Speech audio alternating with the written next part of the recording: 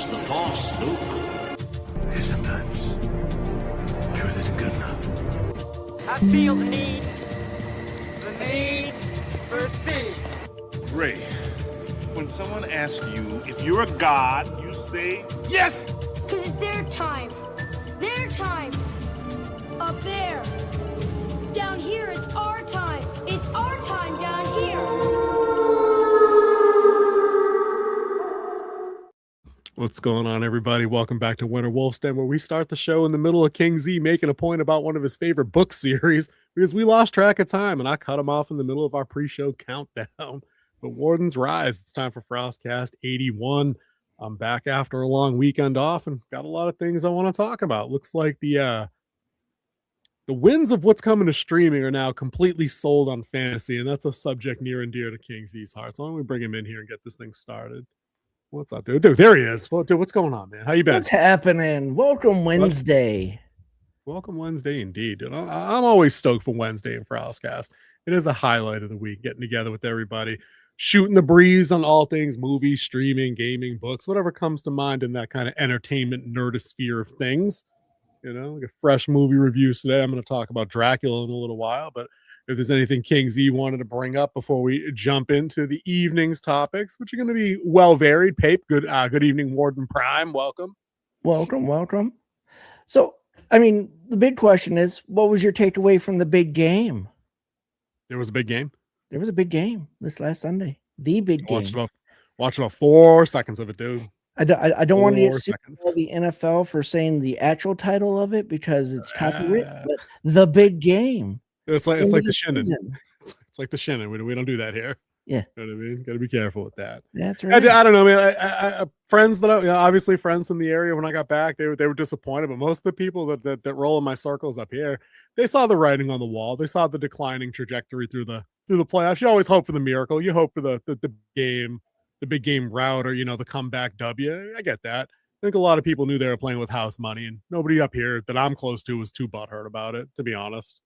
It was a very defensive, strong game. I did see that there was a letter that they sent to the NFL, the Patriots did, saying that they thought the game was next Sunday, this coming Sunday, instead of that. So the offense didn't want to come out.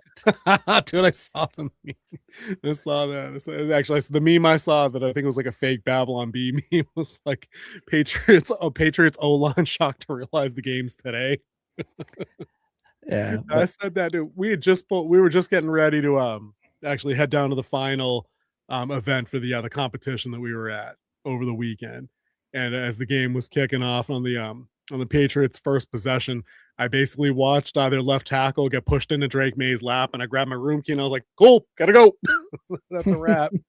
That's what I'm saying, guys. It's like Pape's right, man. After the helmet catch, it's a wrap. Like, shit does not bother me anymore. Like, if a Boston team doesn't deliver, like I've lived it. I can die happy. I've seen every major franchise win a championship on my watch. I'm good. That's not something everybody can say. Yeah. I have 3 or 4. I have 3 or 4. Yeah, dude. I'm sure the Lions will get there next year. We will anyway. See. We will see. But I mean, you guys got to be happy in New England with Drake May, his second year in the lead, already taking you guys to the Super Bowl. Dude, house money. It's total house money. Dude, you know me. I'm a casual at best fan. It's been a long time since I followed sports devoutly in any of the 4 majors. But it seems like a lot of people, and this is what drives me crazy, because the overlap between sports fans and nerd fans is 90%. When it comes to how they're wired. Fantasy football introduced football to a whole new demographic. Right. And now we've brought in all these people that think the same way about entertainment franchise. We were talking about this a lot with like the coaching carousel and people getting butthurt. And I got to listen to these jackwads on sports radio up here Monday morning trying to QB this whole thing, being like, well, Drake May probably isn't the guy. We should probably see what we can get for him on the open market. I'm like, are you high? He's on year 2. Stop it. He's on year 1.5. And half his O-line was rookies. Right. His whole left side was rookies. And terrible. Right? Like, let's stop, it's like let's just not. Let's see how the next year goes, the next 2 years go, and then you can start talking some stupid shit about let's see what we can get from May on the open market. Stop it. But But it's the other same than thing the we get. the big game started as well over in Italy. We got the Olympics going on, which brings us to our poll question tonight. Here we go. What is your favorite Olympic movie? We have Cool Runnings. Yep. We have say again. And I just just lock that right in. Yeah, Miracle, For Cool sure. Runnings, Eddie Yep. the Eagle, and The Cutting Edge. Ooh, The Cutting Edge is a Olympics movie, isn't it? I forgot about that. It is. That is half the reason for every 90s guy crush on what's her face who was in My Cousin Vinny. Mandy. Was that Maura Kelly? Yeah, Maura Kelly, Mandy from The West Wing. Oh yeah, that's where the term Mandy that was Land Marissa comes Tomei. from. That's right. I had my actions mixed up. Yeah, no, that was a decent little movie. That was all right. But dude, I know where my vote is. My vote's gonna be solid with the bobsled team. Miracle is Miracle on Ice, yes. Kurt Russell. And Maura Kelly is Cutting Edge, yes. I was thinking Marissa Tomei from My Cousin Vinny. Ivan says wait a minute, I got a stupid memo. There we go. The Cutting Edge only because they mentioned a lot on CBS Ghost. Do they? Is that like a recurring gag on that show? Toe pick. If you know, you know. Toe pick. Dude, you know. See, that's what I mean. Kings, he knows. He goes back. He's seen them movies. I said I love the smell of the ice. Yeah. Dude, I know. I'm surprised you didn't put on what was the one with Will Ferrell and Napoleon Dynamite where they do the I wanted somewhat serious ones. Okay. All right, fair enough. That movie was pretty funny though. Take a look at a skater's body. Go ahead, drink it in. That's pretty funny. That's Will Ferrell being Will Ferrell. I like that. Yeah, there's the Blades of Glory. Thank you, Oracle. Thank you very much. Yeah, no, I mean, it's the overlap is hilarious between sports fans and nerd fans. At the first hint of trouble, people want to bail and try to move on and look for course corrections. Or maybe I'm wrong. Let me take that back. Maybe it's the opposite because we have these routes with these fantasy and the genre stuff that we watch. They don't course correct. They never want to get on the coaching carousel. They're intent on driving the ship into the iceberg, throwing it into reverse, backing up, getting a new head of speed, and hitting the iceberg a second, third, and fourth time. Well, we haven't seen the full course correction for the MCU yet. Like we're about to witness it with Brand New Day, Doomsday, and Secret Wars coming up. But I mean, with Wonder Man, and if you haven't seen our review of Wonder Man, go check that out. I think that is. I know it was filmed a while ago, but that is a good thing to release now when you're trying to do a course correction. I think. See, I don't know about that.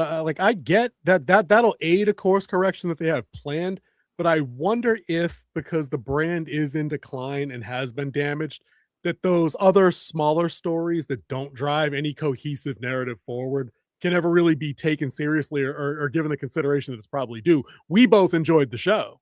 Yeah. You know what I mean? But there's zero chance that anything that happened on that show has any kind of impact or pushing the big story forward. I mean, maybe it didn't need to, but you'd think that course correction would happen at every level they're trying to deliver. Ivan says, I'm liking the Star Trek Starfleet Academy. I won't hate you, but I will question your taste. It's actually my first ever Star Trek thing ever. Dude, Ivan, I'm going to tell you to stop watching Starfleet Academy right now when it's fresh in your head. I want you to go back. I don't want you to watch the original series. That's too old, too dated for you if this is your first Trek. I don't even want you to watch TNG. I want you to start with Deep Space Nine. Go watch any random episode of DS9 and see how Trek is supposed to look. Starfleet Academy ain't it. Not all of Star Trek is like Lower Decks.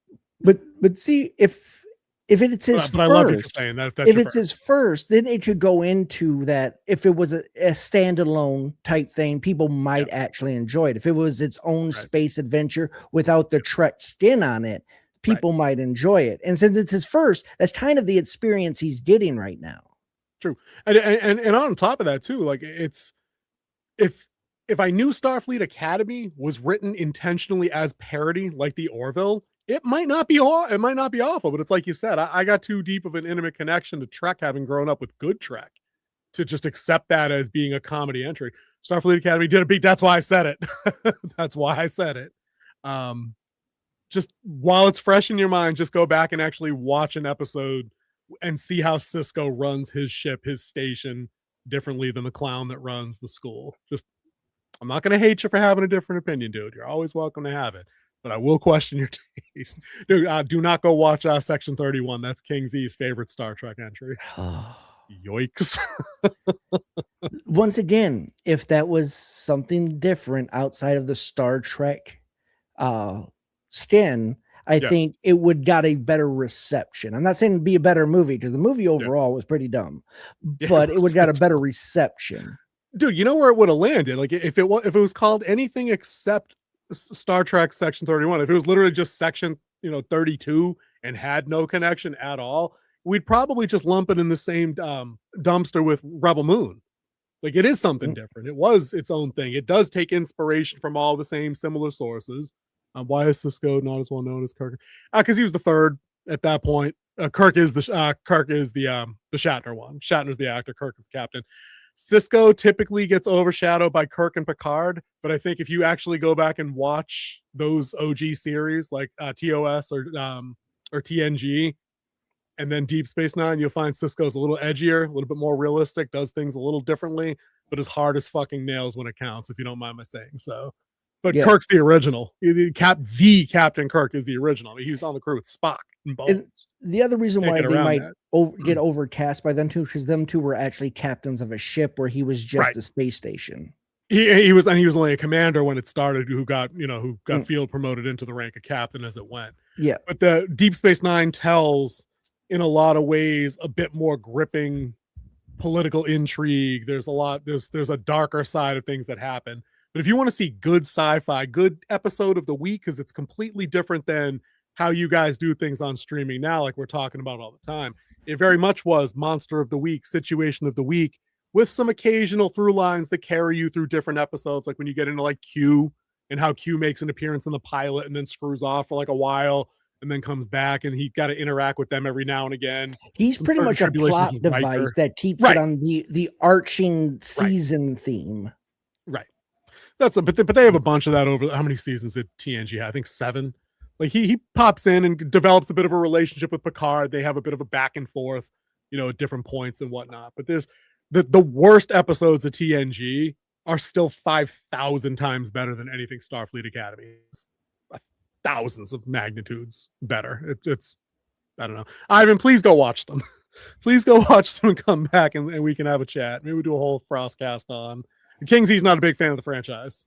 But nope, not a big fan of Alien. I don't like any franchise ever. You like zero franchises? None at all. I just bring you on FrostCast just because. I like that Starfleet Academy isn't afraid to have LGBTQ representation. I never hear of Star Trek ever doing that. We know Star Wars certainly won't. Andor is basically the only place.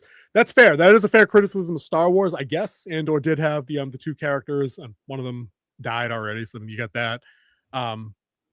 But Trek's been doing that for a while. Trek's had that for a while, not maybe as prominently as you're getting on Starfleet Academy, where 8 of the 10 main characters are something other than heteronormative, I believe you guys are calling it, which is fine. You can have that. The problem is the sci-fi and the story writing is all terrible on your show. It breaks canon in several places, and there's no sense of decorum. There's no sense of discipline. There's no sense of like a hierarchy that exists in any military organization ever. Yeah, it goes against the Starfleet code that they have. It's the reason why everyone was talking about like Tarantino needs to direct the next Star Trek film because he wants to. The way he writes would break all of the professional quorum of the Starfleet Academy. 100%. Like they would, or Starfleet in general, they would be kicked out of their position. They wouldn't be getting promoted based on the way he writes stuff. And I don't 100%. Think he will change the way he writes for a Star Trek movie. And he shouldn't. I mean, that's his niche. That's his talent. That's his skill set of how he writes things. It just makes him a bad fit for the job. Like I wouldn't hire a guy afraid of heights to be the guy that climbs up the power line and put things back together after a storm. You know, sometimes you're just not right for the job, and that's okay. Hey, being in that bucket, that bucket's a different level. Isn't the captain over 400? Why would she need to follow the norm? Because if I'm hired and if I'm a ranking official in an agency, I still answer to a commander. There's still somebody outranking her, and decorum is decorum no matter what. Like the Starship isn't a recreational vehicle where you put your feet up like you're at a coffee shop and read a book. It's not. Like you're the commander. You're the commanding officer. Act like it. Yeah, every like you have to. soul on that ship is your responsibility. Right. 100% on your shoulders. Right. It's like a Navy Put your captain fucking shoes today. on, Captain. Like if a captain of an aircraft carrier started doing that, Exactly he would what I was definitely be thinking. drummed out of the Navy. Exactly right. Yep, dude. That's dude. It's they have You should beings that even are know hundreds of years more old. better. Right. She should have more. She should know better. They have beings that are older that have years on her. You'll see. I'm telling you, just go back and watch. If you have any members of the military in your immediate family, ask them how that works. Ask them how decorum works within their branch of service. There is a uniform code of military justice that applies to Starfleet. They are a military wing. Yeah, they and have even within the academy itself. Regulations and codes and of course, dude, field manuals. Dude, several of the best episodes of Star Trek have to do with the court-martial process and people being called up on charges of things that they did wrong and suffering consequences, like being thrown out of the academy. Like that's a thing. Like Starfleet Academy is supposed to be their equivalent of like America's West Point. Like that's how it is. You got to be the top one. You got to be the 1% of the 1% to get in. You can't be a window licking, crayon licking moron that swallows her comm badge on day one. Like if you're going to play that for the joke, it needs to be on lower decks. It can't be in canon Trek. It can't. It just does not work. Off topic. If you want a similar show to Robin Hood, I recommend The Artful Dodger. It's a kind of dude, I might look into that. Where can we find that? Yeah, because we really enjoyed Robin Hood. We do have reviews out there, so I still have MGM Plus. I need to actually utilize MGM Plus if I'm going to keep it. Did you keep it? Yeah, I think we kept it too. I mean, it's only $7. Yeah, but I don't know. $7 is so. It's $7 in today's economy. It's crazy. Oh, it's on D Plus. All right, I might have to take a look at that. Artful Dodger. We'll take a peek. It's a good segue with all the Starfleet Academy talk. We can go to our other space-based franchise that has been the off topic of FrostCast discussions in between us offline for the last few years. I know you're a big fan of the Ahsoka show. I myself am a huge advocate of the Acolytes, one of my favorite shows ever. And now that that's been clipped, I'm sure that will be thrown back in our faces ad nauseum. I have it on my cable package. Startability. Oh, dude, cool. Let us know how that goes, Pape. If you can make a case for that, I know that's like 2 or 3 seasons deep. If you can make it, dude, I love David. Dude, I'm chat overloaded, King. Take over. Actually, David Thewlis is from Dragonheart, and then from Harry Potter. I rank those accordingly. He's Prince Einan in Dragonheart, which is a banger. Do we need to watch that? Death. Dude, I know the Acolyte. I know the Acolyte's garbage. Dude, how can you defend Starfleet Academy and tell me in the same chat, in the same show, the Acolyte is garbage? They're the same thing. They're exactly the same. We need the pan meme. They're the same picture. Dude, right. Corporate wants us to find the difference. They're the same. My man, though. But we'll have to take a peek. We'll have to take a look at that, though. I'm down for that. Dragonheart definitely played on one of our rewatch. Yeah, dude. We should make that note. Just put a pin in that. Retro Watch is going to be the next one we do is going to be Dragonheart 1. We're not doing the sequels. They're both bad. Oh yeah, they are. 3 of them now. They are. Have you seen any of them? I've seen. I did see. I saw the second one, and that's the one with Baby Dragon. That's it's a little hit or miss, but missed the mark. Yeah, it has none of the heart of the first one. No. Dude, what's his name? Who played the other night now? Who played Bowen? Why can't I think of his name? Wasn't it Dennis Quaid? It was Dennis Quaid. Yes, thank you. And then it was Sean Connery, the voice of the dragon. It's Draco. To the stars, Bowen. To the stars. Dude, love that. Fucking cue the music. Yeah, it's like that. Connery, and I love the dragon. Fucking, of course he is. It makes perfect sense. We're gonna talk some stuff. Dude, damn it, Ivan. I'm just playing. Dude, the Acolyte tried to be in depth, and it's just not. Starfleet knows when to have fun and be serious. Dude, that's the worst part. That's the worst part, dude. It shouldn't. It's the wrong vibe. I make this comparison a lot. It would be like if Kingsley and I got invited to the writer's room on Barbie, right? And insisted that they needed to have like a high-speed car chase or like a tactical takedown of like the Barbie mansion scene. It just doesn't fit. It's wrong. It only works in animation like on a show like Lower Decks when you know that's the goof that it's supposed to be, and you can immediately write that off as non-canon and just a parody, right? Starfleet Academy takes place in their timeline. Like it's connected to original content, like you just mentioned with Cisco and DS9. Who and who? Me and this guy. These two guys. If they ever did. We appreciate you playing along. It's more fun that way for sure.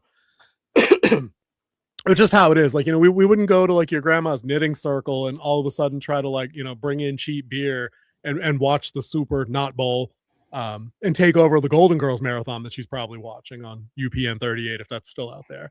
Like some things just don't fit. And Starfleet Academy, if it's trying to be a Star Trek show and not a lesser version of the Orville, which if you haven't seen Orville, go watch that. That's better Trek and better parody. What people were we talking about? We were talking about us, weren't we? Thought we were talking about us. I thought so. Anyway. Hi, Paula. Welcome. Welcome. Fire away. We answer as many comments as we can while we go through the scheduled programming. Why don't we get into, we get Oracle getting ready while Paula's doing up her question if she's still doing it. Oh, never mind. Ooh, solid question. I was just thinking about that the other day because in prep for going to see Dracula today, I went back and I watched Bram Stoker's Dracula, and you can see that this dude's come a long way acting wise. Revan is, my man's come a long way, I think. Revan is a tricky character because if they yank him straight from the game, if I remember Knights of the Old Republic, from back in the day, he doesn't have any dialogue because it's all text-based responses that you give, but you can make your own version of like the story as you want to play out. So I don't know how much emoting that character would be called upon to do, especially when he realizes who he is. As an actor, I mean, maybe anybody could probably do the masked part, but I don't know about what would happen when the memory comes back. I know what I don't want. I don't want Brie Larson doing it, which was one of the best rumors we saw last year. I've heard that I've heard the same, might be coming to Ahsoka season 2 and Natalie Portman might be returning as Padme and Abeloth will take her home to deceive Anakin. I've heard both things. I don't know if King Z has heard either of those things. I heard about Natalie Portman coming back. I heard that was dispelled already though. I thought that was already widely discredited as a rumor, but the Abeloth thing seems like it might be legit.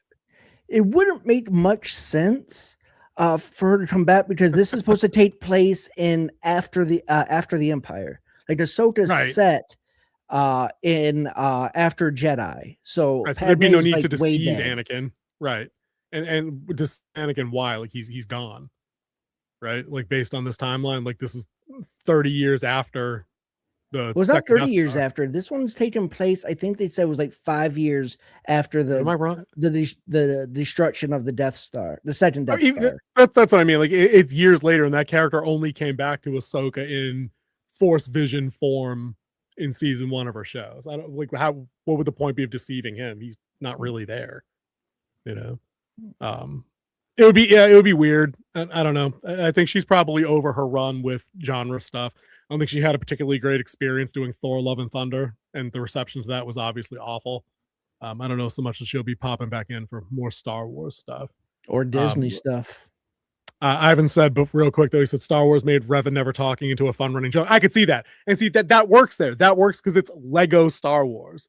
That's like Star Trek Lower Decks can get away with making a couple of gags because that's the intended what's going on there, and it fits because it's not connected to pushing any other story forward. Like Starfleet Academy will spawn a garbage spin-off show that'll allegedly push the story forward and reconnect back to canon. But why? Like to what end? Like what would the point be of deceiving Force Ghost Anakin in the Veil of the Force, the world between worlds? Like so then he can deceive Ahsoka? To bring Ahsoka in and retcon the entire sequel trilogy. Man, dude, okay. How many fingers can we cross? Like it's going to be tough, and the fingers don't. I broke a few of these. They don't all twist easy anymore.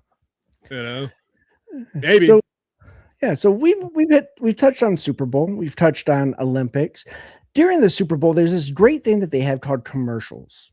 And this year they sucked so bad, and the trailers did not help. And I think that's what led us into our lead topic tonight, which is the Mandalorian and Grogu movie trailer that came out that didn't come out. Dude. If you do it, it looked like the teaser to a trailer. and nothing more. All right. And nothing So more. for all the people who didn't watch the Super Bowl, here's that trailer. Sometimes we choose our path. We're so getting sued. Sometimes we choose our path. Other I feel like I want times a the beer. path chooses Once us. we're on here and talking, I think we're Through it all, we Okay. keep pushing forward, driven Tauntaun, by a Clydesdales, deeper you know, that's purpose, the gag going around. guided by an unseen force. The journey never gets any easier. The bond just gets I harder to so break. thought this was a Bud Light when it first started. This is the way. Shut the shit off. Oracle, cut the Only in theaters and IMAX May 20. shit. Like, I thought it was only the Clydesdales. Right, dude. I'm That's the getting gag Tauntauns. everybody's making. Dude, I'm getting Tauntaun. I got the Budweiser Clydesdale Tauntauns. It's like those are car commercials. So yeah, dude, these were disappointing. Ivan, if you're on the younger side of things, commercials at the Super Bowl back in the day were like event gathering, must watch TV. The first half of the game, commercials would draw people back from the kitchen if you had stepped out to refill your plate. Oh, snap! The Iconic Doritos commercials ones. on. Yeah, no. Like The Bud- the what's frogs up? with Budweiser, the What's Yes. Up one. I Yes. mean, iconic Dude, commercials. Doritos. Dude, you remember what was her name? Was it Carmen Ali Landry, Electra. like the original Doritos girl? The Carmen Electra for Pepsi and tons of other stuff. Now, the Titan was one of the most dude, exactly. Like they're just even car commercials back then were good. Like Audi used to have some bangers, dude. Cindy Crawford, Pepsi, good, dude. Fact, yes, absolutely. But this trailer right here, these clowns spent $10 million for 30 seconds of airtime, right? To use whatever open AI Copilot video generator they had to do a 30-second spot of Tauntauns dragging a hover sled. I don't know why that was necessary. I don't know why you needed 4 of them. To do what? To tell me that the release date for this thing was in whatever? I don't even remember what. I don't care. May. Like I'm over that now already because it still hasn't told us anything interesting about this movie. The only things we know about this movie are from like text releases that you can read and like on Reddit and Twitter. It's infuriating that this is the level of, I guess, interest that the company has put into this product, which to their credit, it's a feature film based on 2, albeit derivative, but original characters they came up with that people 5 years ago really liked. Like, where's the buzz for this movie? You know, like there isn't any. And the fact that they had to have a statement ready today or Monday to explain why they went that route with the trailer tells you everything you need to know about they still don't really get where they're at. They still can't see the writing on the wall. And that brings me to my next question when it comes to trailers. Would you rather, where's that happy medium ground? Because you have trailers that are like this that are so vague, you don't know what the movie's about. Do I really want to go see it? They're relying on the name more than anything else. And then you have trailers where you don't need to see the movie because you've seen everything. Dude, where's that happy medium at? Exactly. Dude, you've got opposite ends of the spectrum on that. You've got don't know anything. You've got, dude, actually, I hate to even incriminate it because you know how much I love the entire series of movies, but the Lord of the Rings 2 Towers movie, like it's still burned into my head 25 years later that they revealed Gandalf's return in that trailer. Yeah. Why would you do that? You know, not everybody's read those books. There are probably millions of kids, young adults, teen readers that hadn't read the Lord of the Rings trilogy yet and didn't know that he was coming back. And you planted that right out there. Stupid. Or like you're always saying about comedies, dude, don't need to go see that. Yeah. You know, you see all the turned funny off 4 of your jokes good in the jokes. trailer. Exactly. I think a good happy medium, because I think Pate mentioned it in the chat, it was the Project Hail Mary. Those have been solid trailers so far because it hasn't. I mean, I think you had to know there was an alien in there at some point. Because I mean, maybe that's not a good example because maybe you didn't want to know that going in. What do you think about that? Yeah, the new trailer they do reveal Rocky and what he would look like. Like the first trailer where it just did the knuckle thing, I think that was the perfect reveal. Like he saw an alien. Now you know nothing else about it. Yeah, right. But showing him like where they're in the same spaceship together. Oh, and they start working together. Yeah. That's too much. So it's too much. Especially if you haven't read the book. Right. Pape had said on the side, they wonder if the Mando teaser is what convinced Kathy to walk. Yeah, probably not. Probably I not. don't think she was in charge of that one. No, that should be a Favreau thing. Without showing him seems more horror than the book than what. Yeah, I mean, that's fair. There is a certain lighthearted tone to most of what goes on, except when they hit their critical, like typical Martian book disaster scenes. When you hit your big emotional beats. Right. Just on the Mando Grogu trailer, right? Just I'm sorry, Rocky looks adorable. Do you like his voice? It's great that he's practical. Let's see. I didn't actually see the trailer from the bowl, so I'll defer to King Z on that. What do you think? I think Rocky looked great. I do like the voice that they use. It is that robotic voice, like they did in the book. So it kind of fits with that. Well, the audio book, I should say. Ivan, if you haven't read the book, I highly recommend that. When we saw the first trailer, what was it, last fall or whenever? Yeah, I bought the book same day and read it over a weekend. I couldn't put it down. I had an Audible credit, and I got it with my Audible credit, and we started. The Oracle there started listening to it. Yeah, I ripped through that in a weekend, and it was probably the best book I'd read in probably like a half a year. I read a few books here and there. Yeah, but he still can't read Mistborn, everybody. Still can't finish Mistborn. Listen, Mistborn book 1 is not a topic on the agenda or Way tonight just yet. On which one? Way of the King. Dude, listen, I'm out on that. If that clown can't write his third book, then I'm out. Like, why? No, that's King Killer Chronicles, Way of the King, and Stormlight Archive. Same dude that wrote Mistborn. Oh, that's right. You know, I haven't started that because it's 1,700 pages long. That's why I haven't started that yet. That's why. Such things as an audiobook. Just go take a day and just lay on your couch, put your headset on, and dive into the world of Roshar. Instant nap time. There's a reason, dude, I get home from work and I don't go sit on the couch. Instant dad nap time. It's over. It's OVER fucking over. Like, my ass has to come home, do some laundry, do some dishes from lunch, clean some shit, come down, stand up and check email on my computer. Cannot do it. Can't. Yeah, exactly. One of us is angry. That's my secret, Cap. I got kids. Dude, Pape, thank you. Day. It takes 31.45 hours to listen to that book on Audible on normal speed, because I'm not one of these crackheads that can use Audible on 2.5. Who does this? I do. Lose every How? I do. You lose every dramatic pause ever. Well, see, there was a book series I was listening to. It's called Malazan. And if you listen to the narrator on this, you get bored quick. I put him on 1.5, and that story was pristine. Listen. All I'm saying is this. No one is paying to hear somebody that talks as fast as I talk normally read them a book. Okay? You can send me $14.99 a month, and I'll start reading all your books. You don't want that. I talk too much, too fast, and too loud. It ain't right. You don't want that, dude. Don't you pin that on me, Ricky Bobby. Don't you make me adjust my book speed. Can't do it. But I had one more thing I want to add on that trailer, because I had a thought, because you mentioned Wonder Man. And I said the same thing about Wonder Man when we did our review. So I liked it. I really did.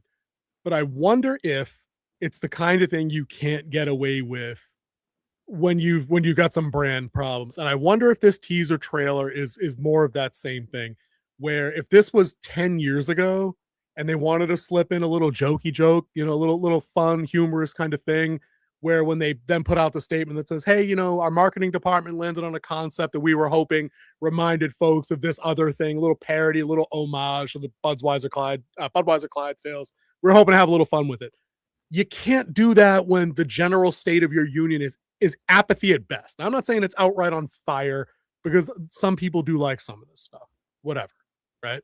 But there is a general state of apathy, and you can tell that because if you look at what's trending on Twitter, if you go to Google search trends, and you can actually measure traffic data by broad categories like Star Wars, like Mandalorian and Grogu, none of these things appear. Like, there was no trending hashtag for Mando and Grogu on Twitter the night of the Super Bowl that I saw. Maybe my algorithm's different, I don't know. But I looked around, there was no big line of people just commenting on or anything else. The trailer itself on YouTube, not ratioed out of into oblivion, but it was like a 60-40 split, positive to negative. And those numbers might have changed. We'd have to look. But that's not good. You don't want that. For as much crap as we talk about the MCU right now, the combined viewing numbers for all the Doomsday trailers are in the millions. Yeah. You know what I mean? And they haven't been ratioed into oblivion. So I think people are probably on board with kind of your school of thought where maybe we sense the course correction incoming. People are hopeful that Spider-Man sets a good tone. And then we move into Doomsday when that gets here and we get that first full-length trailer, hopefully over the summer, probably in the fall, though, I would think. I don't know what you think about that. But I think maybe people are ready for that, and that's why those aren't being ratioed, but things like Mando and Grogu are struggling. Yeah. I think that has a lot to play with it because no one has come out and said, hey, we realize we've let you guys down and we're trying to do better. Kevin Feige came out and said, you know what? We've let you guys down. And I'm going to try to make this better. We're going to put out less content and we're going to focus on quality. He came out and said that. And I could give him props for doing that, admitting a mistake. No one from Lucasfilms has ever done that. Right, no, they double down, hasn't come out and said that. No, they just keep doubling down. Like they got pair aces on the flop, and then like, all right, double down, break them. And it's like, as pretty soon, you're gonna have to pay the house, and the house has been paying you. But you know what? The house always wins because we could put you out of business if we stop watching your stuff. And that's happened to a large degree. I think that's why you get, and this almost seems unique to the Star Wars problems. I don't see the MCU doing a whole lot of canceling crap after they announce. Like every time something comes out, like Captain Marvel or like Shang-Chi. If they do moderately okay, if they don't absolutely bomb, if the sentiment isn't completely off, they kind of hint and they leave doors open for sequels, but they don't outright come right out and say, hey, Star Wars Rogue Squadron is going to be a thing July 2029. We've had that meme gif on our own show a dozen times where it's like the lineup of all the Star Wars crap that's been canceled since 2020. It's like, dude, the list is getting long. Yeah. You know what I mean? How's that Rey movie coming? Dude, not. Dude, I'll take any, but dude, I'll say it now publicly. I will take any bet at any odds that movie doesn't happen. It's not. I think it's already been canned indefinitely. So right, it's over. It's OVE. I already used that joke. Never mind. Yeah, they're done there. But the connection, the last connection that I wanted to make, just based on the whole trailer, there, is that it's frustrating as a fan to see them continue to not take things as seriously as at least, and I'll be generous to the opposing side here, at least 40% of us don't want them on this path where jokes like that are taken at the property's expense, where they think they're in a position to do a Budweiser themed ad on the Super Bowl for $10 million. Like, no. You needed a teaser out there that absolutely lit somebody on fire that they're getting more of Mando and Grogu. Because newsflash, even King Z will tell you, I'm getting to that Pape, hang on. Even King Z will tell you Mando season 3 was trash. It was just bad. There were no good episodes. There's nothing redeeming about that run, about that season. This trailer should have been the beginning of a redemption arc for these two characters that only 6 years ago were selling lunchboxes, t-shirts. They were Star Wars' hottest commodity, except for the original 3. Right. They had to rush Baby Yoda dolls into production. They needed to rush bumper stickers into production. They had stupid chicken nugget memes everywhere for a year, season 1. And then you very slowly but surely, you diverted course from what that show was. We were told it was going to be gritty Western, bounty of the week kind of thing. It got into a more long-term arc with rescuing the child, right? And then they never let that go because the booming interest in the commodity that was selling those novelty items. So when you move through season 2 and you get a bunch of hit or miss episodes, public sentiment coming down, massive spike for Skywalker return, massive, right? And then by season 3, you're having to borrow episodes out of season 2, to put in the Book of Boba Fett because you got to prop that up. Then you get season 3 that bombs. You also have Ahsoka in one episode to talk about the Ahsoka show. Right. They had a backdoor pilot to that. That's right. I forgot about that. So to Pape's point now, like I think the barometer for Star Wars, to connect it to your Marvel Doomsday course correcting, is, well, we've seen what the sentiment is for Mando and Grogu. I think people are just over that. It had its 5-year run. The cutesy is over for the most part. You can get all that crap on clearance now. And Pape was asking about Rogue Squadron. I meant more of Starfighter. Yeah, the Ryan Gosling thing. I think the response to that trailer, when that finally comes through, is going to be either redemption arc beginning or like this IP is just damned long term. I think that'll tell us the tale, because that's an unrelated thing that's supposed to be set in its own little pocket space of everything going on the timeline. There's not. I've read it earlier this week. There are no cameos. Like they have references. They do have Jedi characters and other Empire aligned things and whatnot, but you're not going to get like an Obi-Wan Force Ghost thing. Not happening. There's no Ahsoka coming through. There's no Darth anybody coming in that exists in Legends or anywhere else live action. It's its own thing. I think that's going to be the barometer I'm going to go by. I'm excited for Starfighter. I think that could actually be something that could start setting the trend of, getting a couple successes in a row. That's what we're always talking about, right? Is that you need 2, 3, 4 things before I'm ever in a spot to say, oh, we're so back, boys. That's not how we do. How did they ruin Mandalorian season 3? They regressed Mando so much he was fine taking off his mask despite the cult. Dude, and Ivan, that's just one piece of the puzzle.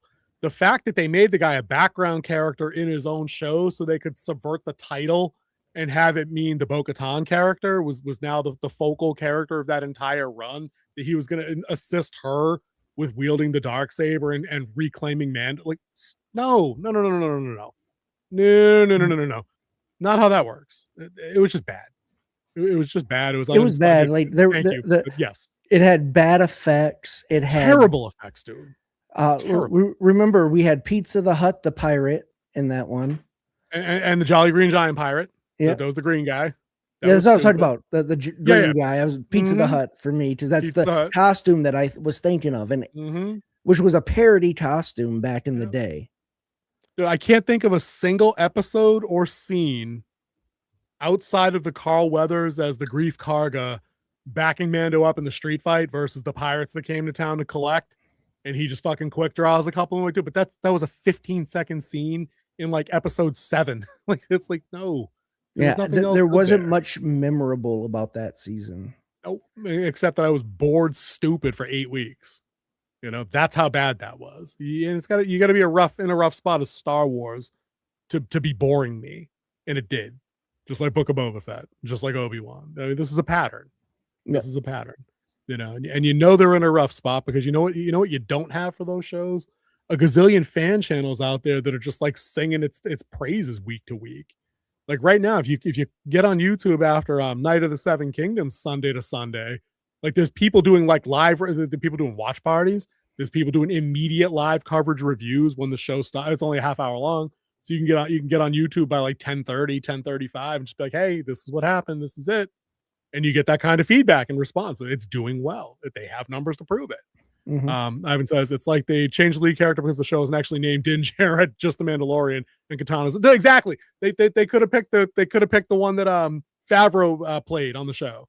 He was the big heavy gunner. Was that in season 3? That was a good scene where that dude stepped out and was holding off Gustavo Fring's troopers on the way into the cave as the rest of them were escaping. Where they had to rescue the kid. I think that was it. I think that was because it was his son, right? Yeah, that was pretty badass. I thought that was in 2. If it was in 2, then I take it back. Season 3 was terrible. It sounds like a Mandalorian plot, though, like a Mandalorian cult or sect plot. I think it was 3. But again, that's 2 scenes, dude. 2 in like 8. How many episodes? 8, 10, whatever it was. 8 episodes. No, it's not enough. It's just not enough, dude. You're the title fucking character, and you can't have a sharper juxtaposition of how the show started and what it was about and where they're at, and see cleanly the pivot point in the middle where they were like, we need the green puppet on the screen as much as we can get it so we can sell this shit to the wine moms. We need them badly. And it's not enough to hold people in, because those folks' attention spans, they flake quickly. That's what they haven't figured out yet, dude. And like people like us have been around these things so long, they're second nature to us. We use their analogies, we use their verbiage, we quote them endlessly. These jackwads show up, They buy a couple of t-shirts, they buy a couple of plush dolls. I got a plush doll back there. It's kind of ironic. And then they move on and they don't think about that thing anymore because it's like the red letter media meme. Consume product and then get excited for next product. That's what they do. Like, no, like I'm in a franchise for the long haul. I want more good stuff. I will bail on your next crap item. I got no problem with that. All right. So I think that pretty much wraps up our Star Wars talk. That wraps up trailer talk. So let's go ahead and bring it in. Oh, I got something special before we did all molded. Oh, Lord. We got something special for you. We pulled a special trailer just for you because we know this is one of your favorite series, and it's coming back to TV. So here we are with Scrubs. I'm no Superman. Throw some stank on it. Make it nasty. I'm John I Dorian. love these guys. Oh, but I am. And it's this month. Retracted. Can't figure out the rhythm? Dude, they look Maybe you don't great. have any. We're gonna need a secret They look like they handshake, haven't right? mostly haven't High five aged. and then jazz hands if we have time. Sure. Get a load of this motley crew. Oh, dude, we got Dr. I'm Cox. not sure Get how some to new teach folks. these kids. I still get a little woozy around some procedures. If your dream is to be a mediocre doctor, You look mission great. accomplished. McKinley's looking good. Dr. Cox, I'm gonna need you to go ahead and bring it down. Don't I get 3 strikes? You have 900 strikes. Those I wonder if they're gonna get interns need Kelso somebody back, to though. do for them what I did for you. Hey, He's you can alive, do right? this. And she's gonna nick that artery? I think so. No, she's not. Is it on my face? No. And more drama in 3, 2, 1. This job is really rough. We do the most good we can in a single shift. I don't know how we do this. We'll figure it out. Elliot. I heard that. Oh, dude. So no ring on the finger. On your own. So, are they starting divorce? Oh, dude. Come on. Every doctor wants their hero moment. Was that the Todd? But most of our hero moments are different than in the movie. I'm not a fan of that either, Ivan. It might be That time to shouldn't have been retire, undone. Eagle. Never. Unless the plan is to reunify them. We were all a part of this victory. Now get those nachos out of the premium warmer. Every chip is covered in cheese. It's not by accident, people. That's the new Laverne. Feels like there's more applause for the nachos I wonder than if the that'll be like a legacy character there. Yeah. All right. So Dude, that was our February special 25th. trailer of the evening. Dude, I'll take that. I'll take me some Scrubs. Dude, I think JD and Turk are all time hilarious. As long as It's just they like recapture that at work. comedy coming back to TV. Yeah. That as long as they if the vibe's the same as the first show and they're Yeah. not afraid to make fun of everybody and not really, I mean, they're not hardcore, but they play with some racial stereotypes and they're all funny. They are. Yeah. So hopefully they get into that. Yeah, there's someone's going to complain and people don't have to apologize for their comedy. You should never have to apologize for comedy. Nope. And the also thing is that it's not like over the top raunchy comedy either. Like that most of the They had comedies that are hitting this hit like Netflix and stuff, it's Yeah. either they're super gross or they're super raunchy. They can get that stuff got super graphic. It's Scrubs in its prime didn't never really kind of it didn't shy away from some of the sexy time stuff. It didn't. Like they had some mentions and a couple of shirts being pulled off. Yeah, it's not Netflix. It was on broadcast television. Is the lighting more like Shrinking now? I don't know what Shrinking is. Shrinking is a show on Apple TV that's about that has Harrison the Ford. maker of this show, because I remember just seeing Shrinking where it said Ted Lasso and Shrinking. Yeah. Okay, all right. I know, but that's approaches to how they record change over time. Like if we go back and watch, like we just watched a bunch of sitcoms from the 90s on my recent mini vacation, watch Little Family Matters. My kids had to ask me why it looked so bad. And I was like, well, because it was in like 180p or whatever standard terrestrial television was in 1989. Not including it was filmed on a sound stage. Right. And in 4:3 instead of 16:9. So like, why is it a square? I'm like, just was. I like that they immediately pointed out Cox's personality isn't okay in today's time. Now all that's left is the Todd, his entire self. Oof. Yeah, dude, the Todd should be parodied into oblivion like he was on Scrubs back in the day. Dr. Cox, on the other hand, that dude needs to be preserved for the national treasure that character is. They need to give him the Johnny Lawrence Cobra Kai treatment. He can realize he's a little bit dated, but he should still be right and just saying it the wrong way most of the time. That's how that character needs to be now. He absolutely cannot be parodied. Travis, what's up, dude? Yeah, he cannot be parodied and be the butt of every joke like they typically treat all good male characters legacy-wise nowadays. They can't do it.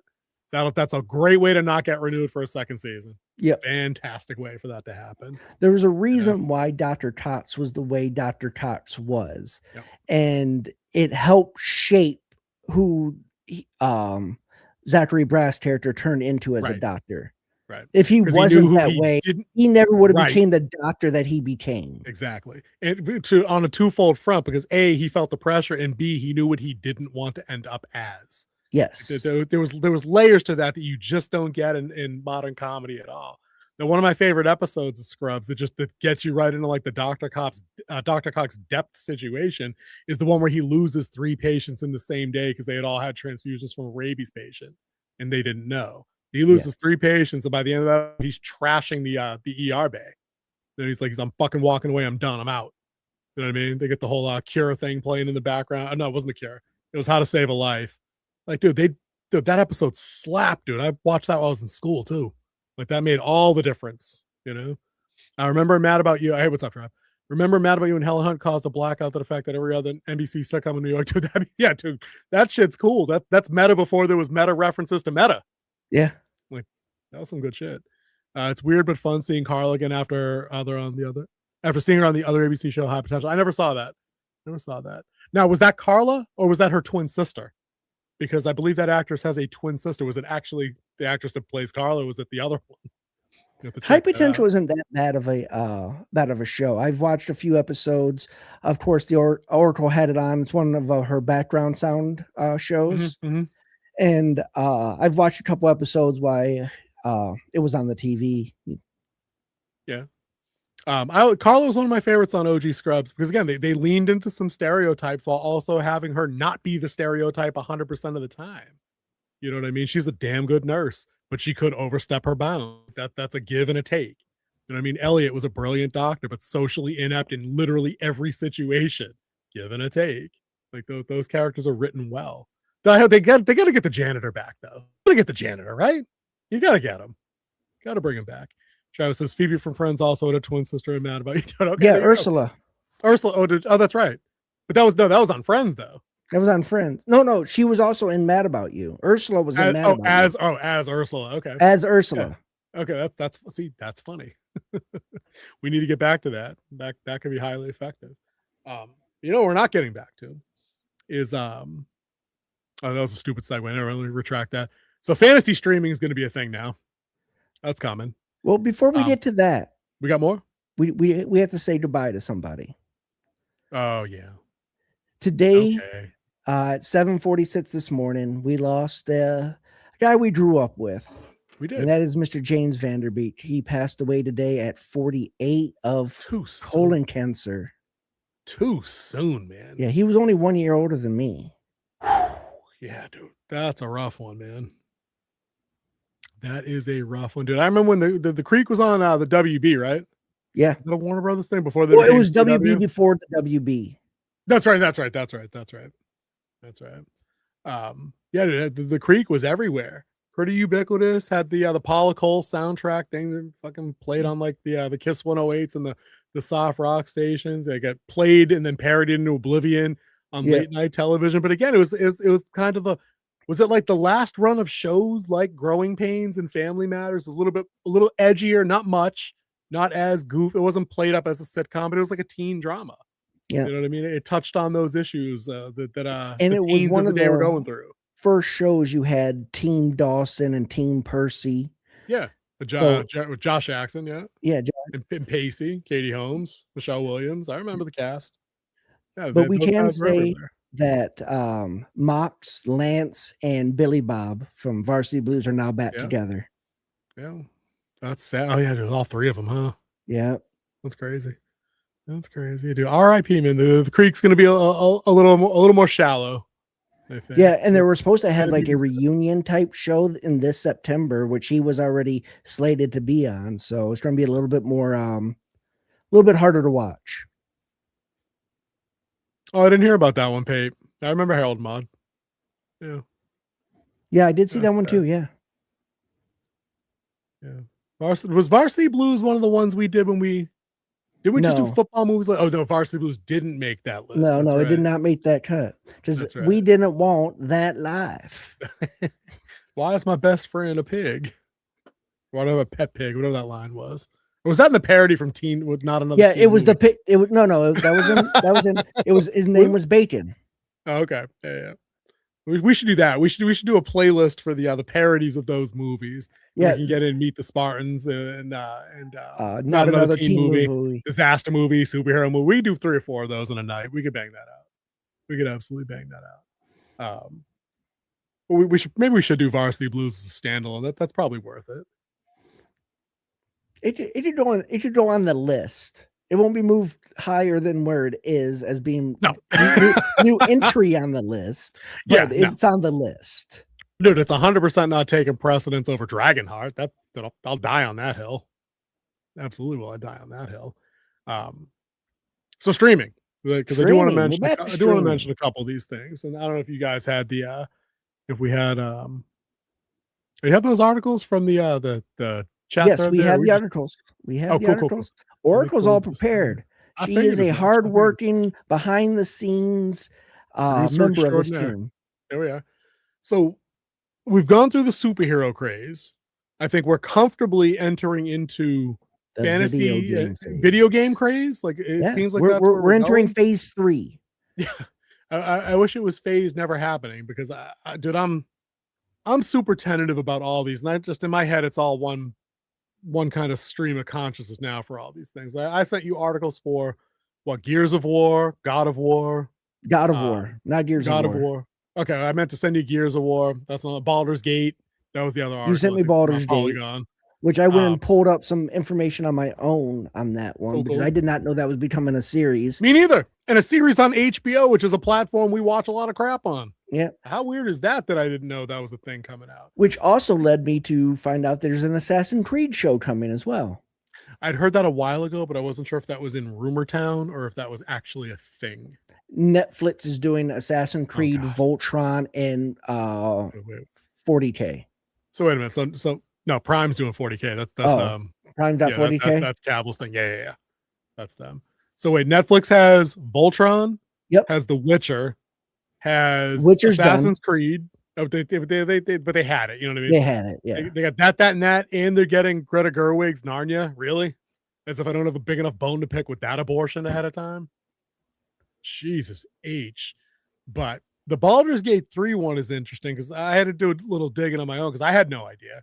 I played the game. I like the game. I never got to play it. It was always too expensive.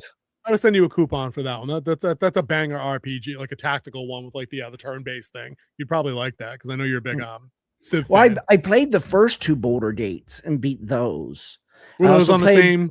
Were they the same play style? It's not the same style. Tactical? Not the same style. Yeah.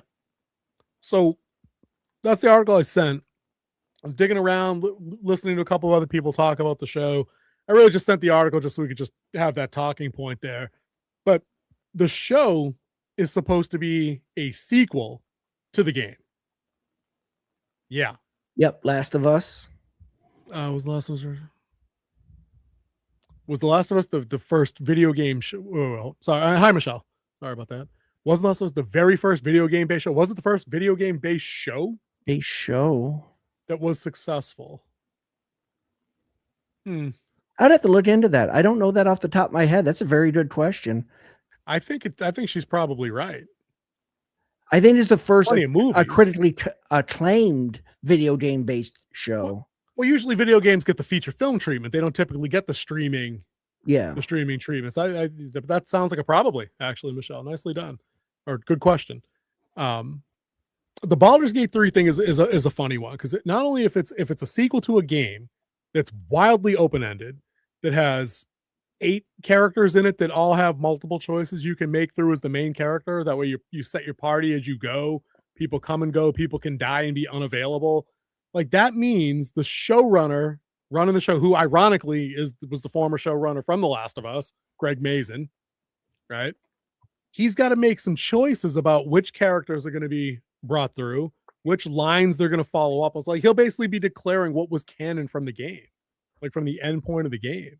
Well, is that really the guy I want doing that? From what I Halo. was reading.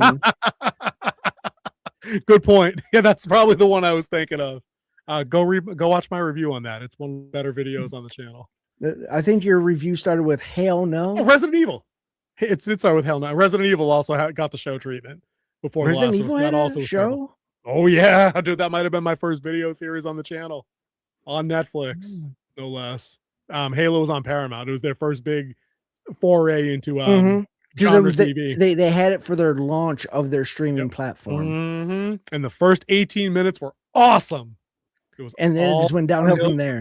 Dude, and not just like a sloping downhill. It just jumped straight off the cliff.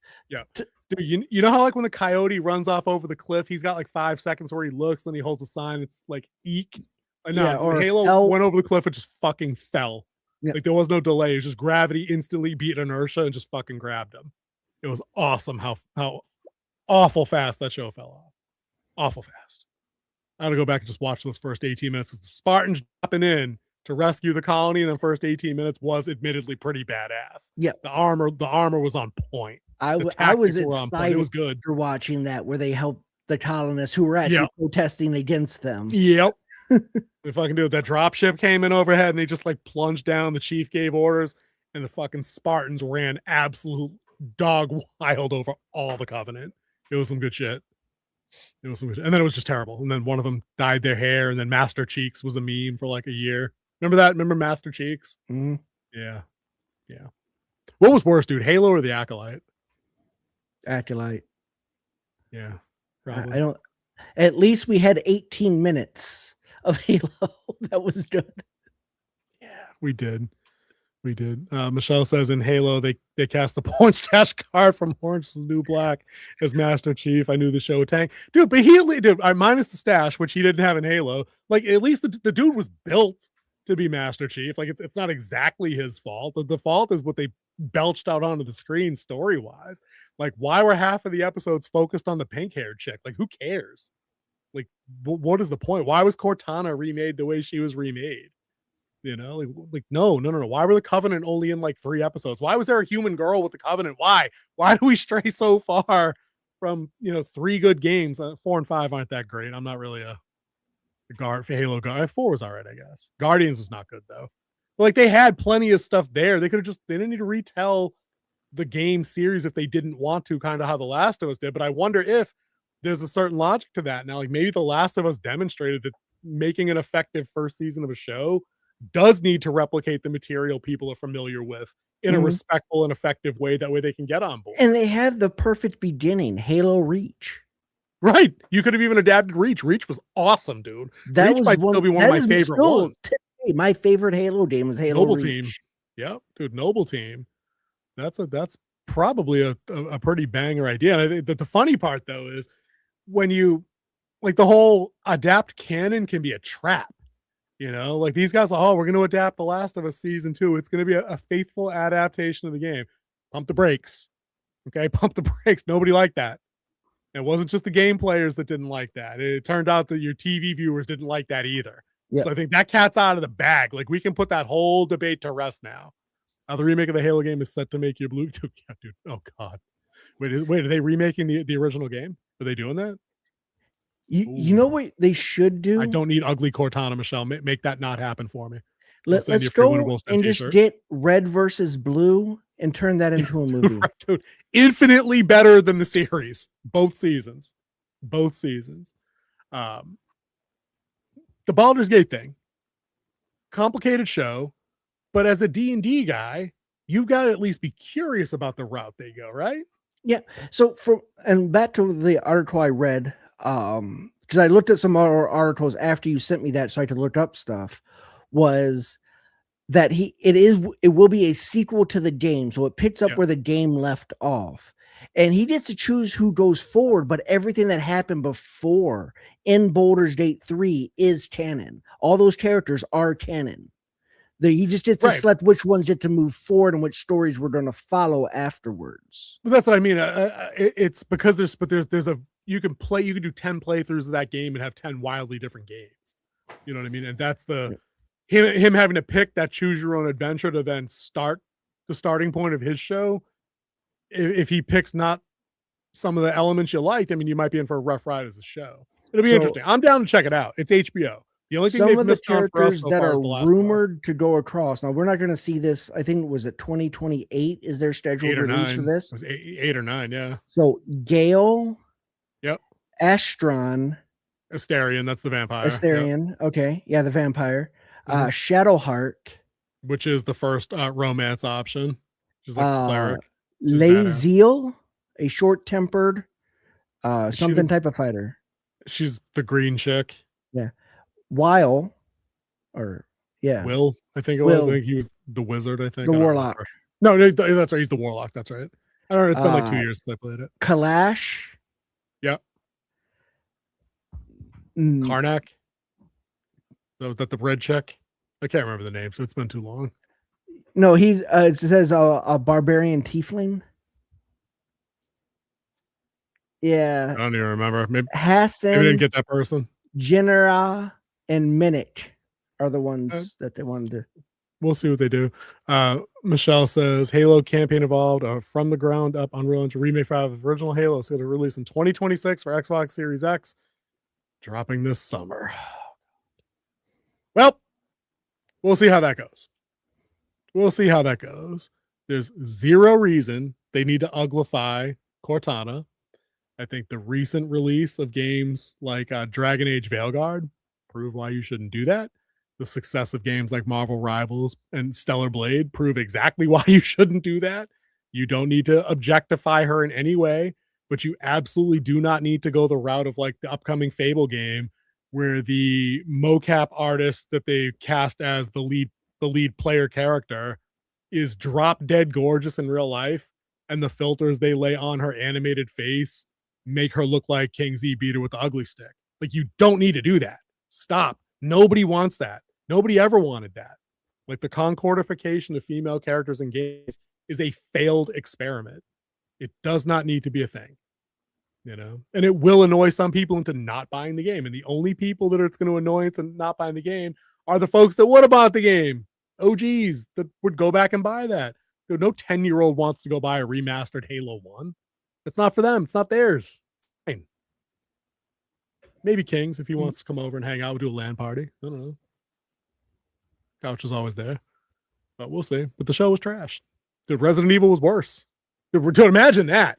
Holy shit, it's 2026 and I'm talking about Resident Evil and Halo on Paramount Plus. It's crazy, but it was worse. You won't see her as much now because it's now a project focused on a modernized camp. Oh, okay. No, cool. You guys were primarily mean live action. I completely forgot about the show Castlevania for 2017, which I heard is great. Dude, see, I heard mixed things about that. I heard it was good too. I heard not season one myself. was good. I heard season 1 was good, but they gave you the old, as the critical drinker would say, the message bait and switch that they veered very hard left in kind of introducing certain themes that people that were never part of Castlevania, but they felt the need to cram in there. And I think the show fell off after that. But I heard very good things about season 1. I think it was called, it wasn't Symphony of the Night. That was one of the games. I think it had a tagline to it. I don't remember. But yeah, but that was right around the time these things started happening to these genre shows. It was 2017, 2018. Mm-hmm. That's when it started leaking in. The Resident Evil Netflix show it's about two sisters and their dad that go to work in like a umbrella city housing development area, and one of them's bit and might get powers or doesn't, and we get flashbacks to the world before. It was a mess. It was an absolute mess. Zombies were in like 2 out of the 8 episodes. It was just dumb. Like there's nothing redeeming about it at all. You know who played Wesker in that show? The dude that was just Zeus and Percy Jackson. The new Zeus or the Lance? Old Zeus, Lance Reddick. Yeah, Lance Reddick. Yeah, that sure to win over a bunch of Resident Evil fans as much as anybody loved Lance Reddick. Just saying. Michelle says, imagine if Henry Cavill bought the rights to The Witcher with his Highlander movie money. That shit would be hilarious. It's pretty much he's using his Highlander movie money to pay for 40K. Pay for Warhammer. Yeah. but he is I, the content continuity producer now. I would love that. I love the juiciness of Michelle's thought, though. Like, he just comes back and just drops like the bag of money on the table. He's like, no, we're good here. You guys can go. Yeah, Liam, you're fired. Yeah, you're done. Get out. Go back to cleaning up Chris's garage or whatever you were doing. Hunger Games is over. Maybe they can put him in the prequel. You saw they had some test footage out there. Not test footage. Maybe it was test footage. What's his name? Batista as the Kurgan. Do we know about that? Do we know he's playing the Kurgan? I didn't know anything about the movie except he got hurt that caused production to be halted because Cavill got hurt. Dude, apparently Batista is the Kurgan, just so you know. There you go. Figured you get a kick out of that. 60-year-old Kurgan. Dude, that could work. We know who's playing Ramirez, though, too. Cavill's mentor. The Connery role. I can't remember who it is, though. I don't remember who we heard was cast about that. See, you have to respect Sean Connery. Mm-hmm. Everyone loved him as an actor, but no matter what role, what nationality, he's Sean Connery. Dude, he was a Scottish dude playing a Spanish dude. Yep. That was born in Egypt in that movie or some shit. Like, how did that go? Yeah. And he was a Scottish dude playing a Russian submarine commander. Playing James Bond, yada yada. Yeah. But we got other streaming shows that are coming up too that I think we can have some. Did we throw some Crow in there? Oh, Crow, yeah, that's right. Crow is Ramirez. Yes, thank you. Okay. The Ramirez role. Did he do the did he get in shape for it? Because he's been slimming down. He's been slimming down, I think. But he was just in the there was an exorcism movie that come out about a year ago. He looked, I thought, slimmer in that than the last time I saw him. It looked like he's on the way down. I didn't say I was forgetting about that. I've never actually seen LXG. I know You've never seen League of Extraordinary Gentlemen? Dude, it's on the list. That was Sean Connery's last ever movie. Know. Alan Quarterman. I know. And in my defense, it was supposed to be a 3-movie franchise, and we only got one. It flopped. It was probably one of the first high-profile flops in intended shared universe situations. You know? It had Bethany in it too. I don't remember anything about that movie. He was Dr. Jekyll, Mr. Hyde. Oh, that's right. Yeah, I'll tell you, we'll put that. We'll do the. That Pape says it was terrible. So I mean, there's the Pape factor counts for a lot. If Warden Prime says it was terrible, enjoyed it. I enjoyed that movie, but I remember watching it as a kid and enjoying it. So Travis says in Wonder Man, when Simon and Trevor in character as Wonder Man and Barnaby, there, I can see that. Dude. Yeah, mentor student vibes. I can see a little Obi-Wan Luke kind of thing. I can see that for sure. My daughter is scared they'll hire Cynthia Erivo. No, they're not going to. That would be awful. We don't need that. She needs whatever medical or mental health. Not your daughter, Cynthia Erivo. Just to be clear, needs whatever help she needs to not look like a stiff breeze will knock her over. Something's going on there, and I don't want to see, politically or not, I don't need to see anybody Britney Spears themselves into whatever crisis is likely going to happen there. I'm good with that. I don't need to talk to somebody. Yeah, dude, and that person's name is Five Guys Burgers and Fries. You know what I mean? That's who she needs to talk to. I recommend the double with the bacon, maybe some steak sauce and some mayo and a side of Cajun fries. She needs that desperately. Probably 2 of them. Stay away from the milkshakes, though. They're not that good. It was an old comedian. I think it was on something like called Comic Roll that was on VH1. I remember that. And this guy was talking about the lead singer of the Blackbirds. I think that was their name. And he's like paper thin, and you just see his ribs jetting out, and he's singing the song, "I want the cure for what ails me." And he's like, "It's a sandwich. That's what ails you, a sandwich." Dude, got him. It's true. You should never be able to pinch your own clavicle and touch fingers through the skin underneath. You can't. You can't, dude. If you can, you need to go get checked. You're gonna go get checked. Oh boy. After HBO, they made Ellie say that might have been her idea. they say I'm going to be a dad. My daughter, dude. I wonder how much of that is internal, because as the King and I are fond of saying on this channel, HBO delivers, except for The Last of Us season 2. It's kind of a weird outlier in all the kind of shows that we've watched anyway, and right now, the King's not watching it, but I'm watching Night of the Seven Kingdoms, and outside of a really weird, gross gag at the beginning of the show, it's been probably the best thing that I've seen in a long time. Like there's a lot of earnest, authentic, good man in a crap world vibe going on in that show, and it's on HBO Max. It's on weird. We do the Zegler thing here. We have a mini topic about Rachel Zegler too, that I think the Oracle was talking about earlier. We just slide the that in right Forbes quick. article. We just wanted to mention send it to her. We just talk about Norris. It's that because the filings for Snow White had to be public data in Britain where they filmed, we can now get a pretty good feel for about how much money that movie actually lost, so we can completely disabuse people of the notion that it was any kind of success besides woke critical success. Like, it might have lost upwards of like $270 million. When all was said and done, it might have actually lost them that amount of money. And could you imagine keeping your job after losing the company $270 million? Dude, the Zegler experiment is over. She got the push. She was supposed to be the next It thing, because truth be told, she actually can sing. I'll give her due. She's a talented singer. She's got some vocals. Fine. Yeah, she was in the Steven Spielberg West Side Story. Yes, that was her big break there, whichever, right? But she's no longer on social media, right? She hasn't posted anything on her Instagram. I was just seeing this earlier. Hasn't been on like her Instagram, hasn't been on Twitter in over a year. Like, the last thing she posted was the dumbass thing that got her in trouble from Snow White, where it said, the end of the tweet was, "And as always, free a certain place in the Middle East." And that's it. That's like her last tweet, because the push is over. They put her front facing on one of the biggest live action movies they were going to do. They let her run her mouth for the year into that.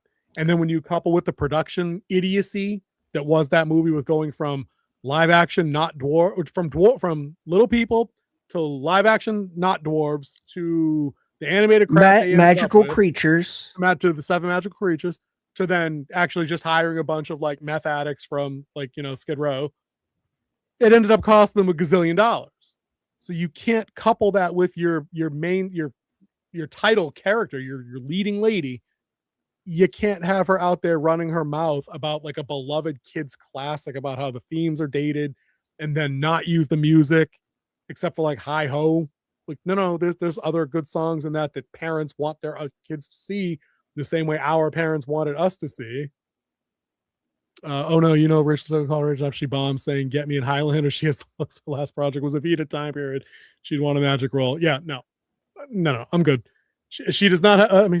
She's not unattractive. I think she's all right, but still, she doesn't need to be in Highlander. Like, we need to not have that be a thing. She can fade to obscurity doing like live action theater in like London, where that last show just bombed.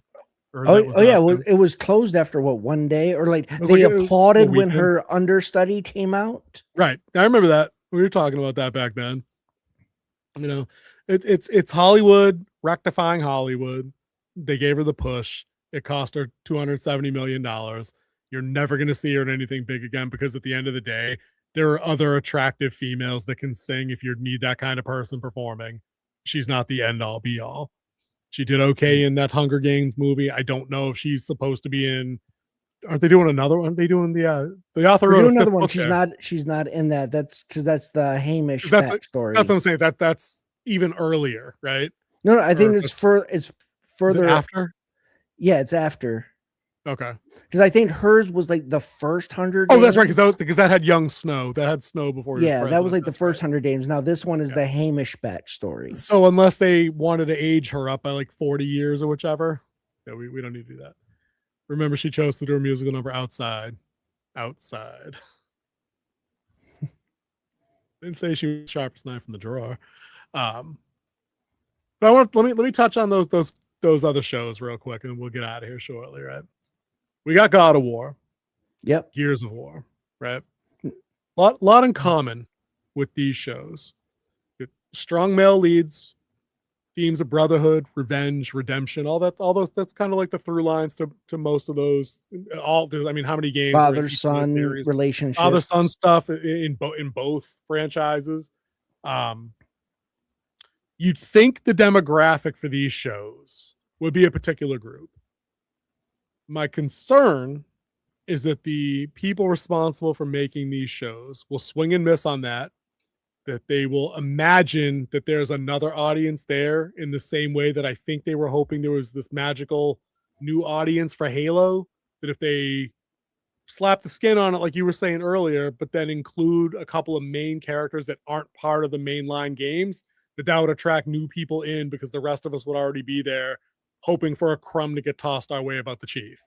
So earlier you said that they need to get the wine moms. Yeah. That's what Mando did.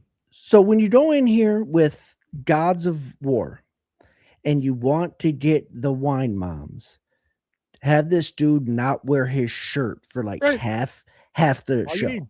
Kratos, topless Kratos is how you get the. How many women went and saw Aquaman because it had Jason Momoa? Jason Momoa.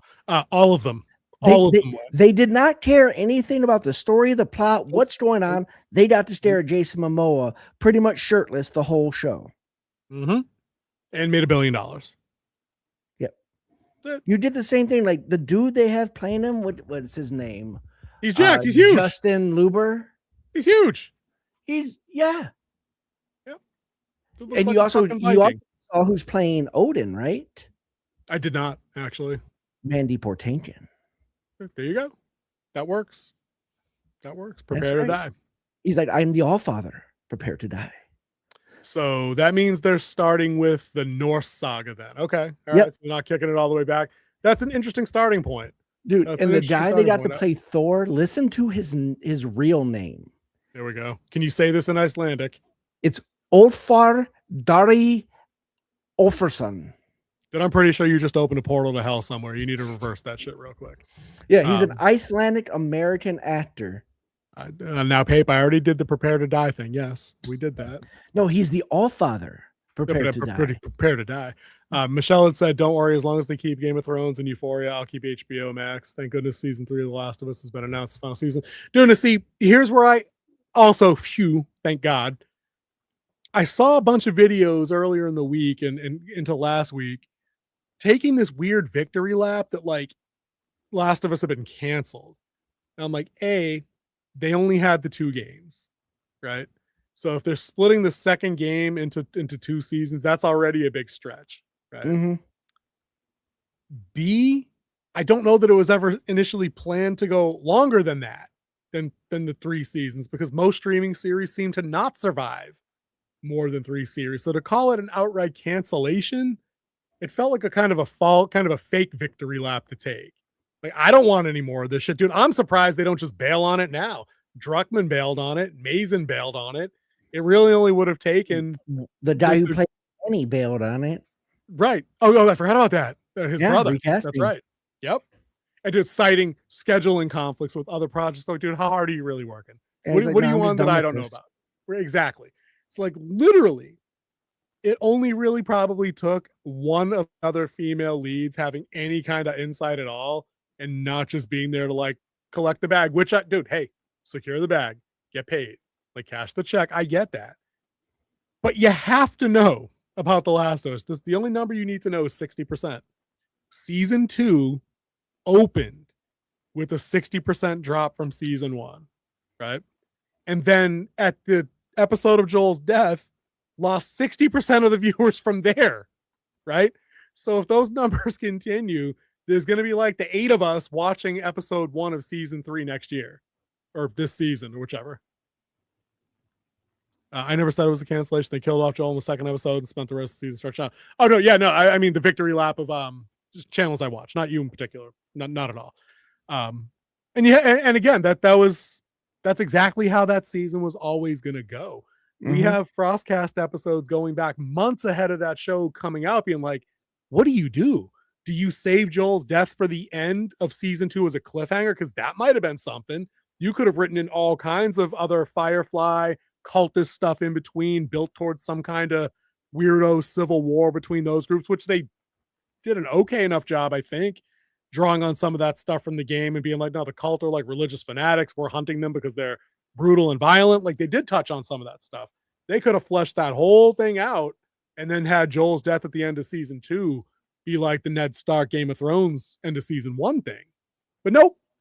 Episode 2. You're like, okay, now what? I don't know. Like that was that. Did anything interesting happen after that? No. So yeah, it's I just don't get how HBO can't look at that graph, that 60% dip, and authorize more money to do that unless they literally paid for it up front. And I don't know if they did because I feel like those stories are always floating around. Like we know Rings of Power will likely get all 5 of their seasons because they spent stupid money up front to get rights and then to do the show. I don't think HBO did that. Michelle says, I have an interesting question. Are you into Frozen? Why is my show called FrostCast? Not something I'm particularly into. Love the winter vibe. Yeah, since we were the Winter Wolf Den channel and like we wanted to start a weekly podcast, we try to find something clever that was close to what Winter Wolf would be, and we came up with FrostCast. Deeper explanation. There's if you're very new, you might have heard me mention the Dresden Files as a novel series. I very much like the Winter Court of the Fae from that book series. So winter has been my vibe since we did the social media thing for the channel. That's why. Thank you for the question. It's a good question. Nobody ever asks. I think people just assume it's just a thing. It was intentional. Those shows, just Gears and God. You think they can draw enough from 10 video games to at least put together one pilot season that doesn't offend fans of the game, that doesn't beat everybody else over the head with complicated lore that you might need to have to understand? Like, is it possible they follow the Fallout template, I guess is what I'm asking, given where these shows are streaming? Possible. I mean, we've seen it with Fallout and how they did it there. Right. Like as long as they don't try to adapt the game beat for beat, but have a especially I know Gods of War more than I know Gears of War. I just know Gears of War, you have the chainsaw. That's the Lancer. Yeah. I just know you have that. And you're killing like bug-like creatures. I think they played it all of like an hour. Oh, dude, I love Gears of War. Dude, Gears of War has a great campaign. All 3 of the main games have great stories in them. But I No Man Left Behind kind of shit. It's good. Like either one of those could be adapted into like they could be like called out to like free a planet or something like that. So yeah, I think it's possible. It might be far-fetched for what people are trying to do, but they could make something that's true to the lore as much as they can, because our policy adaptations are hard. Yeah. So I think they should do it. I really do. See, I think that Gears of War works better with you can tell a different story, because you don't even necessarily have to have the main characters you don't have to have Marcus and Dom there all the time. You could literally have the story about a cog unit that gets stranded behind lines or cut off, and you can tell an interesting military-based survival kind of story if you wanted to do that. Because a lot of the missions in the game are essentially that. You could also, conversely, you could adapt it in the same way that Percy Jackson just did their first 2 seasons and literally pick the main campaign from the game that's 4 acts and split into like 5 missions. So you get like 20 things. You just condense a couple things, leave out a couple of the scenes where you're moving crates to open shit and then have to do like a big standoff. You don't have to do all 8 of those. Maybe you do 2. So that could go either way. The God of War one, I'm torn on, because I feel like I almost want that to be a direct adaptation of the material, because it has such an intimate story that's about the death of Kratos' wife, how he raises his son, how he's trying to not be the son of Ares, God of War, that he was. Like, he's in Midgard now, and it's a new set of challenges that get thrown in front of him, complicated by the fact that he has a son who has a hidden I don't want to spoil it for folks who haven't seen it way before the show comes out. His son isn't just his son. I'll leave it at that. But I feel like that's the kind of stuff that does need to tread more directly based on source. Where Fallout was great is because it told a Fallout story that, dude, they could take that whole effing show and make that into the plot of a game. They could do that. Yeah, because it's separate. It's not. Right. It's not. They didn't do a gameplay from a game. They put it in the world. They borrowed the sights, the sounds, the aesthetic, the weapons, the Pip-Boy, how Vault Dwellers would speak. You know what I mean? They did a good job of doing that.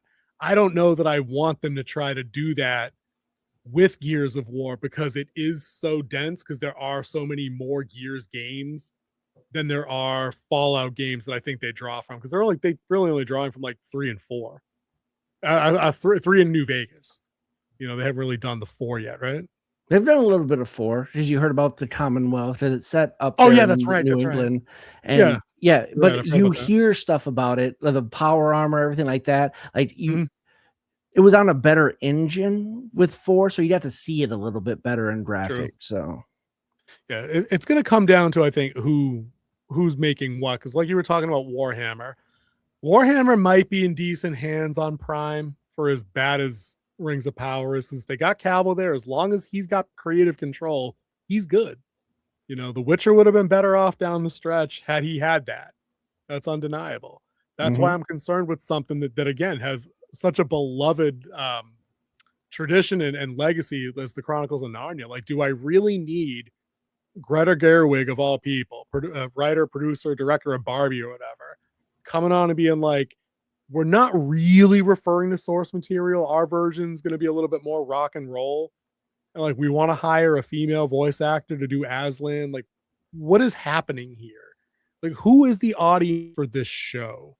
Like, who do you is really C.S. Lewis? Dude, right. I mean, what is C.S. Lewis? Where is C.S. Lewis? You know what I mean? Like, how is C.S. Lewis? Exactly. Exactly. Like, I don't know that bodes well for this show, for both her and like the executive editor on that on his Twitter, to be like doubling down and reinforcing that they're not going to be referring to canon. And that's just right back to like how you open the show. Like, stop slapping fucking titles on these projects and just write your own shit. Sink or swim. And that's the thing. And we were talking last week about a streamer who put his own money up to make a movie he wanted to make. Still banging, by the way. And we were talking about gatekeepers and like that. When you have a name like she has, she can sell her script to a company that has distribution and doesn't have to worry about battling. Oh, will it get out or not? She has that name. And I don't even understand why, if that's not a genre that you enjoy, if it's not something that you can get excited about for what it is, why would you seek that out to play in that sandbox? Like, dude, I wouldn't seek that. If the opportunity is put in front of me, I wouldn't want to work on Sailor Moon or Barbie. Like, it's nothing I enjoy on a reader level, on like an entertainment level. So why would I pursue those kind of things? Like, if this woman isn't in interviews saying, I read a lot of this growing up, I read a lot of Tolkien growing up, I read a lot of who does Silverstream, R.A. Salvatore. I've read a bunch of those. I love the Chronicles of Narnia. Like, if she's not there making those kind of statements, that's not the person I want writing the fucking show. Like, I'm over these imposters showing up to franchises because they're the only things worth having, because new stuff doesn't hit. If Ivan still out there, I apologize for just throwing you under the bus. If Ivan comes back and tells me that he thinks Starfleet Academy is better than DS9, I'm not going to believe him. There's all these new things are pale imitations for the most part of what came before them, almost exclusively. So at some point or another, the Greta Gerwigs of the world, for all the talent that they have, you get the other chick that does Flea Bottom, like they all get millions of views on the crap that they're good at. Why try to invade other things that aren't your wheelhouse? Like, what's the point? Because sooner or later, the cynic in people just says because you're trying to intentionally subvert these things. You're trying to sabotage them. Yeah. And I don't know how you get around that now when we've got like 6, 7, 8 years of data that just proves all these things flop over and over again, dude. It's like, you can no longer poo-poo that thought. Like, you can't just accuse people of conspiracy theory shit like that anymore. Like the track record's there. So Yeah, I wish the best of luck to these streaming shows. I hope at least one of them's good. I'd love for Gears of War to be great, because you could do all kinds of shit with that. I would And see Gears, I Baldur's think, is on Gate. HBO. I mean, with the success of Vox Machina on Amazon, I think Baldur's Gate could do really well. I'm just gonna check out where Gears of War is gonna stream. I think is that HBO or is that Prime also? Oh, hold on a second. Gears of War series. Oh, just a bunch of movies. Oh, to Netflix. That's why, because I had that connected in my head to Chronicles of Narnia. So again, it's like it's a repeat of all that same thing. Like if you're not somebody that grew up playing Gears of War and understands like it's dark, it's unforgiving, it's gritty, innocent people die. It's very much like a Band of Brothers situation, but in like dystopian sci-fi future near Earth thing. You know, it's got a diverse cast. You don't need to screw around with any of that. Like, do you really need to make a cuck version of Marcus Phoenix to like get your message out there? No, you don't. But it's Netflix, so it seems like they probably will, because I don't know that Netflix can do these kind of shows. Like Stranger Things is the best thing they've had, and even that got progressively more not for the boys as the show went on. Like undeniable. Like they added Max, they added Robin, they added this. But the entire final season was about the girls doing anything meaningful. I don't know how we get around that for a show like Gears of War, which outside of Anya is almost an exclusively male-driven story. Like, and let me tell you what happens if they give it the Halo treatment. If they make Anya in charge of the unit, like that, it's going to go over worse than Halo. Yeah, it'd be fucking major disappointment. But we'll see what happens. I think that show's still a few years out. All right, so let's wrap up our poll and see who won on our poll that was out there of your favorite Olympic movie. This can only go one way. I'll be very disappointed if this doesn't go how I want it to go. It has a whopping 10 votes. I mean, that's good. That's, I think, our highest. We'll take a 10 piece. Show's just starting out. Hopefully Michelle voted before the vote closed. Maybe she could answer us in chat if she didn't get to throw a vote, if she's still around. And show me some results. There it is. Got him. Want to read it out? Or are you jammed? Yep. I can read it. Go ahead. And the winner of the Best Olympics movie with 60% of the votes, Cool Runnings. Yeah, damn right.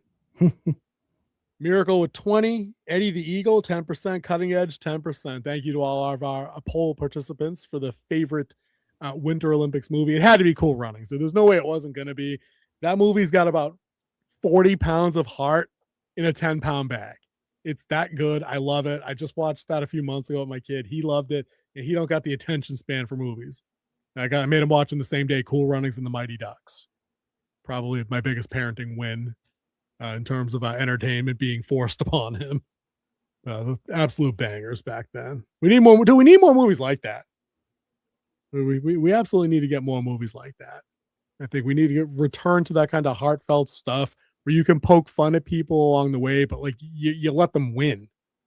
You know what I mean? You don't just hold them down for the entire thing and beat them down for having, an opinion or a dream or something that they want to accomplish, something like that. But we'll see what happens. Anyways, I'll hold on to the Dracula review. I'm gonna do a little separate video this weekend or something like that and bang that right out there. I'm gonna try to rewatch and finish Bram Stoker's to give it a proper comparison, because I think they're more or less supposed to be the same take. Yeah. We'll see what happens. And to everybody that's still out there, if anybody has seen or is planning to see Gale, the Yellow Brick Road, supposed to be a horror movie, dark twist take on like a Return to Oz situation. So if you want to let me know in the comments below, if you've seen it or if you're going to go check it out, if you're interested in it, please let me know. There's only like one limited ass showtime where I am up here in the snow-covered Northeast United States. And I don't even know if it's playing down there around the King. You didn't mention that earlier. Yeah, I haven't really had a chance to look, but I don't think it's playing down here. Dude, and that didn't even pop on our early 2026 hype list video. Like, no, that wasn't in any of the sources we consulted to see what's coming through. So it kind of took me by surprise when I was looking for tickets today for Dracula. But it sounds like it's right up our alley. If it's a grown-up version of Return to Oz, Yep. Because that's our nightmare fuel, dude. We covered that. Yeah, we covered that review one. out. That was straight nightmare fuel, especially the scarecrow. Dude, yeah, you were not a fan of that. I am still not a fan of Mombi and the heads. It's dude, because it's practical. You know, it's a bunch of ladies standing inside the cabinet with the severed heads, but nope. And then we saw the real TikTok. Yeah, dude. Yeah, nope. Good. Nope, not doing it. But all right, I think we're gonna take off. I'm gonna let King Z do the outro. Michelle, thank you for being here. Consider liking and subscribing to the channel if you haven't. We always love having these kind of chats with folks as we go and grow. And we're always here on Wednesday. We're like 81 consecutive weeks. 81 for a channel of our size. I'm quite proud of that. Wednesday nights at 9 Eastern is our go time, with other content sprinkled throughout the week as we cover shows. We're all done with shows for right now. We're gonna pick up Daredevil. Is that next? That's next in March. All right, so we'll find some stuff in between. Maybe we'll work Dragonheart into the other next couple of weeks. Maybe something for Scream, because Scream 7 is coming out in a couple of weeks. Yep. Maybe we could put our heads together. I had a small idea for that, but I'll tell you that when we're done here. But in the meantime, I'll let King Z read us out. Everybody have a great night. We love you. Thank you for the support, and I will see you next week. Night, people.